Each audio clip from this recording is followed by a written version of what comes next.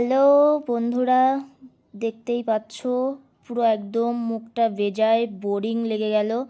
কারণ এতটা বোরিং কোনো সময়ই হয়নি। কারণ আশা ছিল অনেক সকাল সকাল নামবো, কিন্তু এখন বেজে গেছে তো প্রায় 12:30 থেকে 1টার মতো। আর এখন দেখো আমরা দুজন ব্রাশ হাতে করে, কলগেট হাতে করে নিয়ে ছুটছি।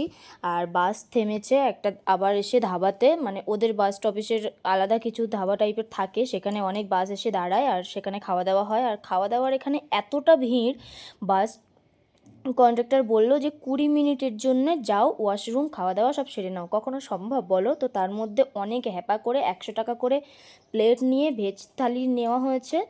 নিয়ে সেখানে ডাল থেকে শুরু করে একটা তরকারি ছিল, একটা ভাজি ছিল, ব্যাস এটুকুনি 100 টাকা থালি।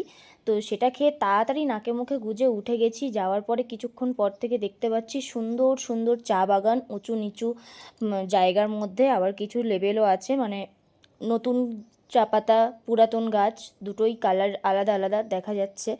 তো খুব সুন্দর লাগছিল। সুন্দর লাগার পরেও একটা ব্যাপার হয় না, এক্সাইটমেন্ট, যে নিজের যে গন্তব্যস্থল সেখানে কখন পৌঁছাবো, এটা নিয়ে একটু বেশি মানে ছিল। তার মধ্যে থেকে যখন বাইরের দিকে প্রকৃতিটা দেখছিলাম ভালো লাগছিল অবশ্যই।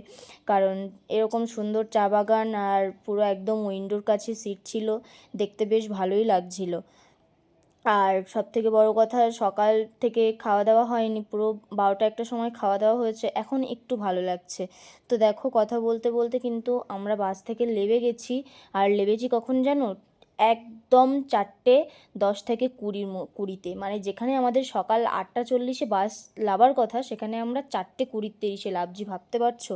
তো দেখো, এখান থেকে বাস স্ট্যান্ডে আমরা নামার পরে আমাদের গাড়িটা ছিল একটু ভিতরে, মানে আমাদের এনজেপিতে ড্রপ করার কথা ছিল। তো সেখানে তো হয়নি, বাসটা অনেক দূরে ড্রপ করেছে। তো সেখান থেকে আমরা এনজেপি অবধি গেছি একটা টোটো ধরে। তো ফাইনালি আমরা গাড়িতে উঠে গেছি। এবারে আমরা আমাদের আর কি স্বপ্নের জায়গাগুলোতে যাব। তো তোমরা দেখতে থাকো, নেক্সট পর্বে অবশ্যই দেখতে পাবে।